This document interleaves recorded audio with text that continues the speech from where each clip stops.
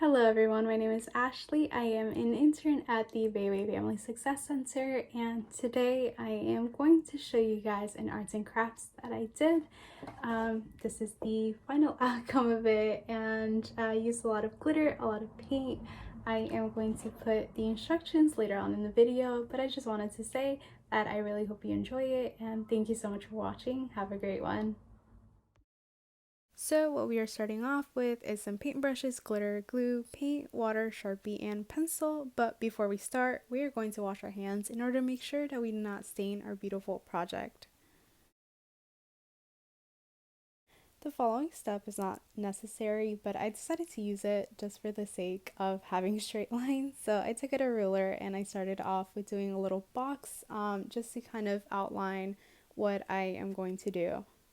So today actually we are going to be designing a little birthday cake with paint and glitter. I know many of us right now are stuck at home and we're missing out on birthdays, but that does not mean we can't show others that we appreciate them. I thought this would be a nice way to show others how much we care for them. For now, we're going to work on creating a little face, putting in some candles and balloons around your paper. Although you can't unfortunately see my outline, I will make it clearer by going over it with a Sharpie in a few seconds.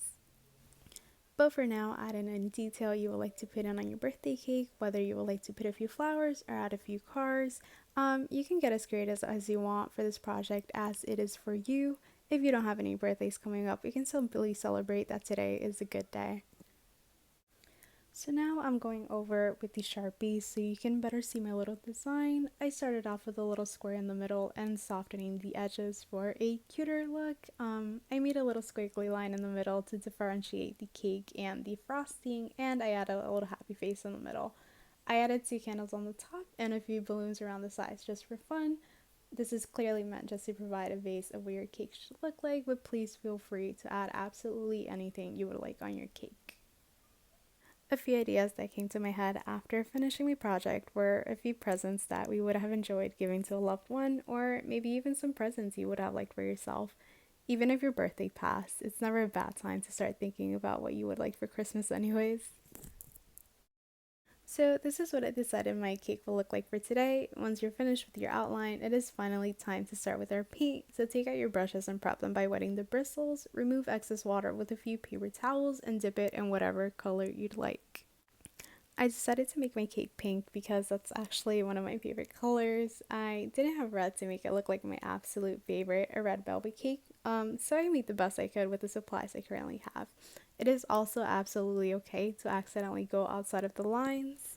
I think I did that almost throughout the entire video, but we're going to cover it with glitter anyways.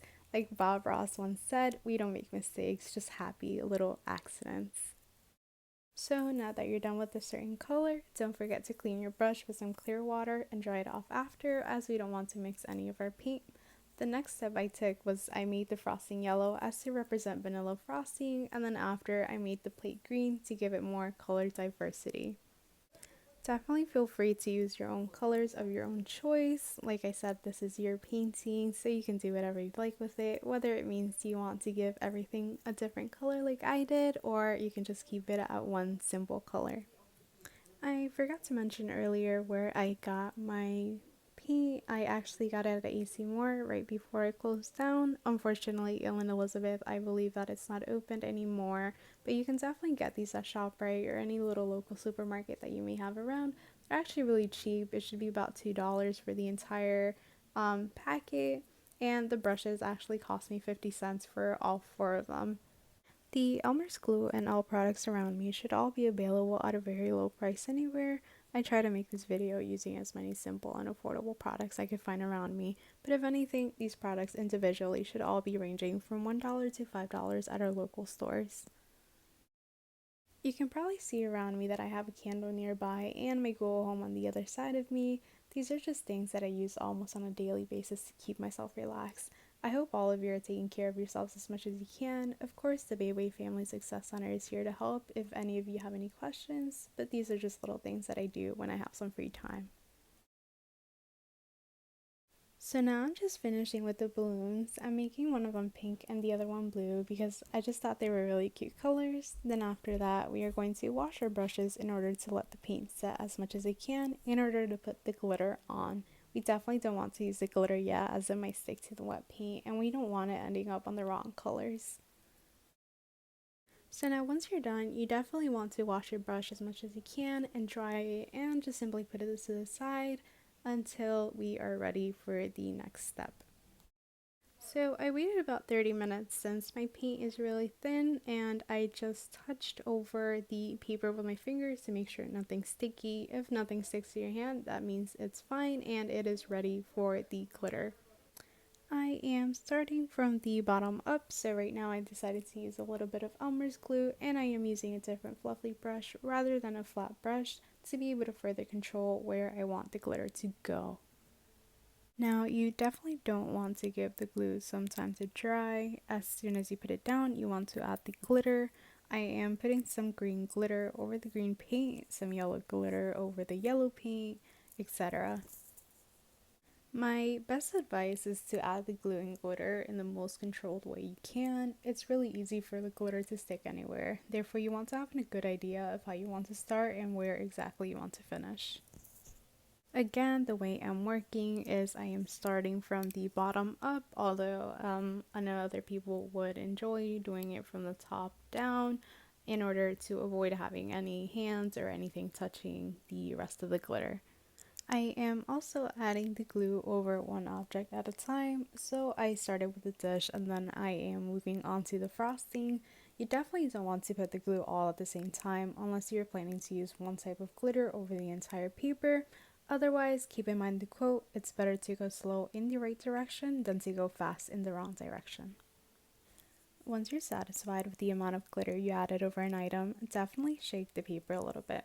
Try to be careful during this step specifically because of course glitter can get anywhere easily and that definitely happened to me a lot of times. So I actually used another brush to bring the glitter back to where I wanted it and just avoided any further messes. I put a little mat over my desk in order to just make sure that the glitter, if it goes anywhere or if it's too messy and I can clean it up, definitely I can just throw it out. I would definitely suggest putting a little bit of tissue paper or paper towel underneath if you can, just in case any of this happens. But if anything, at the end of the video, I will show you my favorite and most simplest way you can clean up the glitter. It just requires a little bit more extra paper towel and just a little bit of water. I know that glitter is messy and overall in general hard to handle, but I find it amazing how a little bit of glitter can go a long way. It's not extremely expensive on top of that, and if you guys can see my room, it's definitely filled with a lot of glitter. One of the best advices I can give regarding trying to control the glitter around your room is by using a lot of hairspray. Hairspray, depending on the brand, is not as expensive as other products people use to hold glitter, and it's a great alternative for them. I don't use hairspray in this video as I don't want to wet my paper, but if you use something stronger, such as a canvas or a cardboard, feel free to use it as it would help keep everything in place. The products I have used glitter over have actually lasted me for years, so I would definitely recommend hairspray. But anyways, now I am adding the finishing touches to my painting. In the end, you want to get up and throw any excess glitter out. You only want what has been glued down to your canvas, and if you have any space at the bottom, or anywhere really, you can write your own message. For this part, I am actually adding a simple happy birthday to send it to one of my friends in the near future, but you can personalize it to anything you'd like. What I am doing is just writing out the letters happy birthday over the paper with glue, similar to how you just write on a simple paper with pencil. The only hard part is just trying to get the glue out as much as you can, and then I'm just adding the glitter over it. I'm adding red because I know that is my friend's favorite color. But you can just write any message using any color. If anything, you don't have to write a message because you can simply admire your masterpiece just the way it is. Now again, I am going to get up and throw any excess glitter. When I come back, I will see a little bit of spots that are missing or that are empty and just need some extra glitter. So definitely do so, and then once you're done or you're satisfied with your drawing, it is time to clean up. But of course, that's pretty much it. I hope you guys enjoyed the tutorial, although simple, but it's a great way to pass some time and it's a good way to tell someone you love them. And now we're going into my personal worst part, which is the cleaning. but I will show you ways in which I could help you make it easier. So while we wait, we are going to put everything away. I put the painting to the side just so it can dry. I would definitely suggest putting it by a window, or simply just on the floor. Just make sure you don't touch it while the glue is drying. Now, I was unable to record this part, but I actually put a little bit of water on top of the paper towel so the glitter would stick to it a little bit better. And then I just used the brush to kind of broom everything out back into the paper towel. And lastly, I decided to wipe my hands of any excess glitter. We don't want to wash our hands immediately because the glitter is actually bad for the environment. But anyways, I hope you guys really enjoyed the video and I hope you guys all stay safe.